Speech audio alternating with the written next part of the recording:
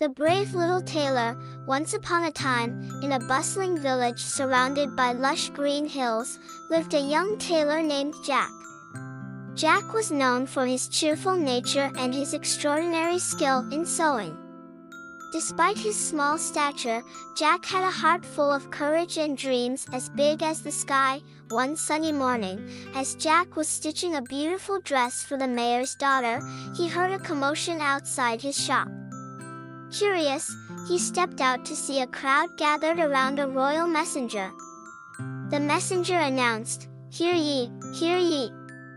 The king has declared that whoever can rid the kingdom of the 3 troublesome giants shall receive half the kingdom and the princess's hand in marriage." Jack's eyes sparkled with excitement. He knew this was his chance to prove his bravery and make his dreams come true.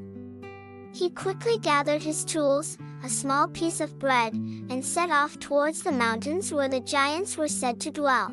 As Jack journeyed through the dense forest, he came across a wise old woman sitting by a brook.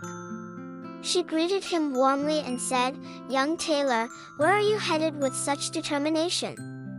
Jack explained his quest to the woman, and she smiled knowingly. "Take this enchanted needle," she said, handing him a shining needle. "It will guide you and help you in your quest." Jack thanked the woman and continued on his way. After a long and arduous journey, he reached the foot of the mountains. There, he saw the first giant, a fearsome creature with fiery eyes. Jack, using the enchanted needle, quickly sewed a trap of vines and leaves. As the giant approached, he got entangled in the trap, and Jack bravely confronted him. "Leave this kingdom and never return," he shouted. The giant, unable to free himself, fled in fear. Jack continued his journey and encountered the second giant, who was even more formidable than the first. This giant could breathe fire, and Jack had to think quickly. He used the enchanted needle to sew a cloak from the shadows, which made him invisible. He sneaked up to the giant and tied his shoelaces together. When the giant tried to chase him, he stumbled and fell, giving Jack the opportunity to send him away. Finally, Jack reached the top of the mountain, where the third giant awaited. This giant was the most cunning and powerful of them all.